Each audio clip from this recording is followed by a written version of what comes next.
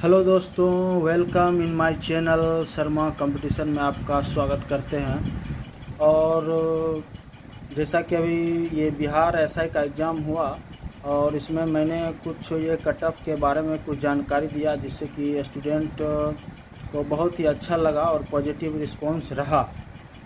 तो इसके आज जो मेरा टॉपिक है, ये एनटीपीसी एग्ज़ाम होने वाला है। तो इसमें कुछ गलतियां जो होता है ये स्टूडेंट से, इससे कैसे बचें और आपको 5 से 6 7 नंबर आपको जो है सो ये कैसे मिलेगा, तो मैं आज ये आपको बताने जा रहा हूँ। वीडियो अच्छा लगेगा तो चैनल को सब्सक्राइब ये ज़रूर करिएगा। तो आज का मेरा टॉपिक जो है ये एनटीपीसी रिलेटेड है। तो फर्स्ट ऑफ ऑल मैं बताना चाहूँगा, अभी जो समय बचा हुआ है, जो भी समय बचा हुआ, इसमें क्या करें। तो मैटर होता है कि जीएस आप या करंट अफेयर्स जितना भी पढ़ते हैं, बेसिक तो आपको जानकारी रखना ही होगा भैया। और जीएस जितना भी पढ़िएगा तो एक एवरेज सब स्टूडेंट उतना करेंगे।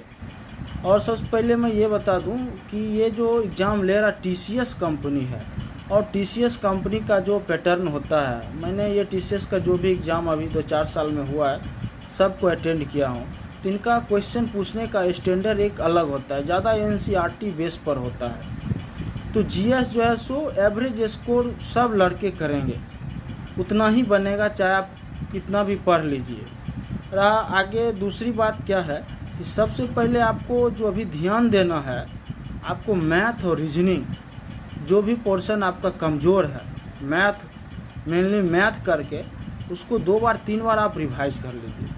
आप मैथ को एकदम बिल्कुल मैथ ही ज़्यादा रिवाइज करिए। जीएस पोर्शन जो है और करंट अफेयर, इसको आप जैसे रिवाइज होता है रिवाइज कर लीजिए। इस पर ज़्यादा समय नहीं देना है, आपको जो समय देना है मैथ पर और रीजनिंग पर, यही आपका रिजल्ट दिलाएगा। तो अभी जो समय बच रहा है इस पर ज़्यादा से ज़्यादा मैथ को फोकस करें। और कुछ मैथ में बेसिक क्वेश्चंस भी पूछ दिया जाता है। तो ये बेसिक क्वेश्चन के लिए आप जो है सो जितना भी मैथ का फार्मूला है, तो इस फार्मूला को एकदम बिल्कुल ही याद रखिए। और ये एनटीपीसी का स्टैंडर्ड एग्ज़ाम लिया जाएगा, इसमें अच्छा स्टैंडर्ड का मैथ रीजनिंग पूछा जाएगा और इसमें कट ऑफ भी ज़्यादा रहने वाला है। तो आप ज़्यादा से ज़्यादा मैथ और रीजनिंग को कवर करिए, प्रैक्टिस करिए।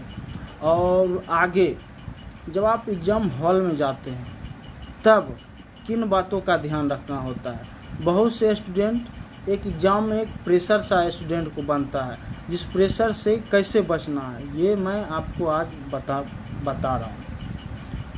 तो प्रेशर जो होता है, क्या करता है एग्जामिनर, जो क्वेश्चन आता है 2-3 क्वेश्चन शुरू में आसान आप बनाते हैं, उसके बाद 4, 5, 7, 10 क्वेश्चन जो है सो टफ डाल दिया जाता है। जैसे ही स्टूडेंट ये टफ क्वेश्चन पढ़ते हैं तो उनका माइंड नर्वस होने लगता है। तो इस नर्वसनेस से बचना है आपको जो है सो ये 10 क्वेश्चन जो आ रहा है बीच में टफ आ रहा है, आप उसको बना सकते हैं। लेकिन शुरू में आप देखते हैं तो लगता है भैया ये कैसे होगा, ये तो दिक्कत हो रहा है, ये नहीं बनेगा। उससे आपके ऊपर प्रेशर आ जाता है। जैसे प्रेशर आता है आप लोग सही क्वेश्चन भी गलत करना चालू कर देते हैं। इससे क्या होते हैं, जो अच्छे स्टूडेंट हैं जिनका अच्छा प्रैक्टिस है वो भी दौड़ से बाहर हो जाते हैं। तो इसके लिए आपको क्या करना है, सबसे पहले आप क्वेश्चन को एकदम ध्यान से पढ़ना है। क्वेश्चन में एक पॉइंट सीधा लिखा रहता है लेकिन उसमें नहीं लिखा रहता है, स्टूडेंट जो है सो नहीं पढ़ पाते। इसके कारण जो है सो, और ऑप्शन भी फर्स्ट में ही दे देगा आपको, तो आप जो है सो नहीं का अगर ध्यान नहीं रहा तो फट से आप ए मार के निकल लीजिएगा और आपका हो गया गलत। आपको इस पर बहुत ही ध्यान देना होगा, नहीं वाला क्वेश्चन पे। और कुछ लैंग्वेज बेस्ड रहता है उसमें आपको एकदम बिल्कुल ध्यान देना है। ऐसा करते हैं तो 4 नंबर का डायरेक्ट बेनिफिट आपको यहाँ पे हो जाता है। दूसरी बात है, टफ क्वेश्चन आ रहा है, टफ क्वेश्चन आ रहा है तो टेंशन नहीं लेना है, आपको डायरेक्ट आगे बढ़ जाना है। आप ये फर्स्ट में ही आपको लग जाएगा कि बनेगा कि क्या नहीं होगा, उसको एकदम छोड़ के आपको आगे बढ़ जाना है, एकदम सीरियस नहीं होना है।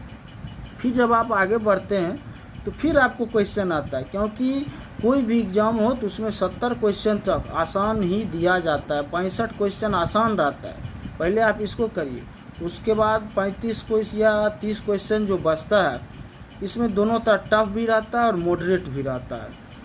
तो फिर आपको एक बार पूरा 100 तक जाते हैं, वहाँ तक बनाते हैं तो 60-65 आपका इसमें ये बन जाता है। फिर जो क्वेश्चन बनता है, अगर फिर आता है, अगर आप इसमें विदाउट प्रेशर हैं, तब जो 35 और 30 क्वेश्चंस बचा है तो ये आप अटेम्प्ट करेंगे और आपसे बनेगा। मेरे साथ भी बहुत बार ऐसा हुआ है कि आसान क्वेश्चन गलत हो गया, प्रेशर में आ गए, जो क्वेश्चन जान रहे हैं वो भी गलत हो गया। तो आपको प्रेशर में एकदम नहीं आना है। 20 से 25 क्वेश्चन या 30 क्वेश्चन स्टूडेंट को परेशान करने के लिए दिया जाता है, और 15 क्वेश्चन तो ऐसा रहता है कि आपको बिल्कुल नहीं के बराबर ही बनेगा, उसमें ज़्यादा ध्यान ही नहीं देना है। आप फिर सेकेंड राउंड में आते हैं तो आप बनाइए, देखिए वही मैथ जो फर्स्ट टाइम आप पढ़ते हैं तो लगेगा कि ये कैसे बनेगा, इसमें टाइम लगेगा। दोबारा आते हैं, अगर माइंड आपका ये सही है, विदाउट प्रेशर है, तब आपसे ये बनेगा और बिल्कुल बनेगा। क्वेश्चन को ढंग से पढ़िए, ये आपका एकदम बनेगा ही।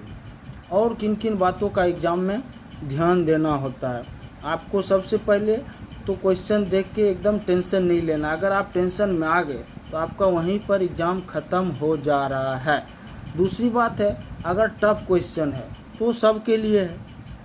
जो स्टूडेंट इतना में ही 4-5 क्वेश्चन को विदाउट प्रेशर लिए हुए एक्स्ट्रा कर लेता है अन्य स्टूडेंट से, बस उसका हो जाता है, उसी का मेरिट बनेगा और उसी को नौकरी होगा। बहुत से पढ़े लिखे स्टूडेंट हैं वो फेल मार जाते हैं। क्यों मार जाते हैं? आपने भैया खूब प्रैक्टिस किया लेकिन आपका रिजल्ट नहीं आया। रिजल्ट नहीं आया इसी कारण से, आप नए स्टूडेंट, 1-2 एग्ज़ाम के आपके पास एक्सपीरियंस है तो फंस जाते हैं। तो मेरे पास जो मूल मंत्र है, मैंने आपको आज मूल मंत्र बताया है। ये फंसना नहीं है, प्रेशर में नहीं आना, प्रेशर में आने का कोई सवाल ही नहीं है। और आप लोग अच्छे स्टूडेंट हैं, पीटी क्वालिफाइड हैं, प्रैक्टिस भी है आपको, तो इन बातों का अगर ख्याल रखते हैं तो आपको 5 से 7-8 नंबर का डायरेक्ट बेनिफिट होने जा रहा है। इन बातों का ख्याल रखिए, एग्ज़ाम हॉल में प्रेशराइज्ड मत होइए। आपका बिल्कुल अगर सही प्रैक्टिस है आपका तो होगा।